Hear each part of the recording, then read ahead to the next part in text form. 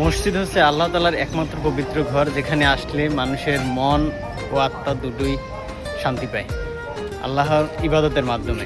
আমি যে জায়গাটিতে দাঁড়িয়ে আছি সেটি হচ্ছে তালতলি বাজার, শায়েস্তাবাদ।